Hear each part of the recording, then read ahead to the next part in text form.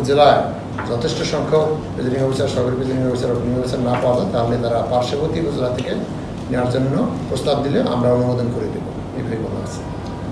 আর একটা হলো যে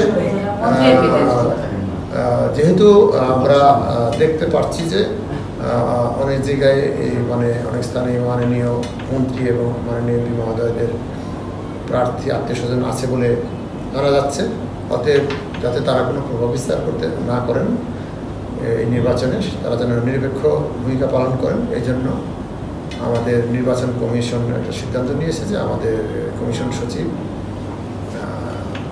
সংসদ সচিবকে একটা পত্র দিবেন যে এই বিষয়ে মাননীয় স্পিকারের নজর আনার জন্য, এবং মাননীয় স্পিকার যাতে মাননীয় মন্ত্রী এবং মন্ত্রীদের বিষয়টা কমিশনের যে মানে যেটা চাচ্ছে কমিশনের এই বিষয়টা তাদের নজর আনার জন্য।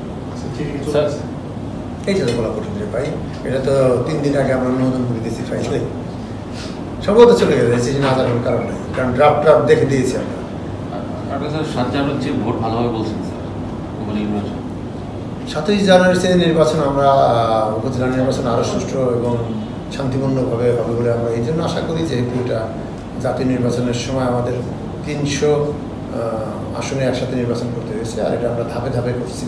তো আমাদের সেখানে আইনশৃঙ্খলা রক্ষাকারী বাহিনী থেকে যারা নির্বাচন দায়িত্বে থাকবেন তাদের সংখ্যা অনেক বেশি থাকবে, এই জন্য আমরা আশা করি যে এটা নির্বাচন আরও সুষ্ঠু শান্তি এবং এই ভোট অংশগ্রহণমূলক হচ্ছে, এবং অংশগ্রহণমূলক হচ্ছে যেহেতু প্রার্থীর সংখ্যা অনেক বেশি।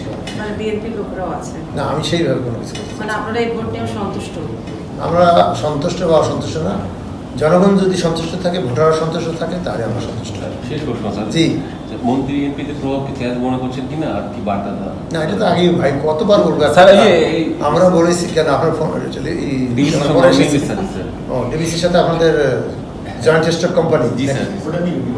আচ্ছা, সেটা হলো যে কি যেন মন্ত্রী এমপিদের প্রভাব না, সেটা তো বলে দিলাম কিছু না, চ্যালেঞ্জ মনে করছি কিনা? না, আমরা মোটেই চ্যালেঞ্জ মনে করি না, কারণ আমরা কোথাও এমন কোনো এই পর্যন্ত অভিযোগ পাইনি যে মাননীয় এমপি বা মন্ত্রী মহোদয়রা সেখানে আচরণবিধি ভেঙে একেবারে নির্বাচনে নানা রকম করছেন, এরকম আপনাদের মিডিয়ার মাধ্যমেও পাইনি, বা আমরা যে ডিসিএসপির কাছ থেকে প্রতিদিন রিপোর্ট পাচ্ছি সেখানে আমরা পাচ্ছি না। যেটা পাচ্ছি যে ছোটোখাটো বিষয়, ওই যে কি বলা যায়, প্রার্থীদের যারা সমর্থক তারা 2-1টা বেফাস কথাবার্তা বলছে, সেগুলো কাজ করছে অন্যায়, সেগুলো আমরা যথাযথভাবে প্রশাসনের সাথে সাথেই সেখানে প্রভাব বিস্তার করে। যদি ভাই যদি হলে তখন থেকে তো বলা হয় এই কোশ্চেনের উত্তর হয় না। সব ভোট আসলে একটা কথা বলা হয়, আইন শৃঙ্খলা বাহিনী নিয়ন্ত্রণ ইসির হাতে আছে না সরকারের হাতে?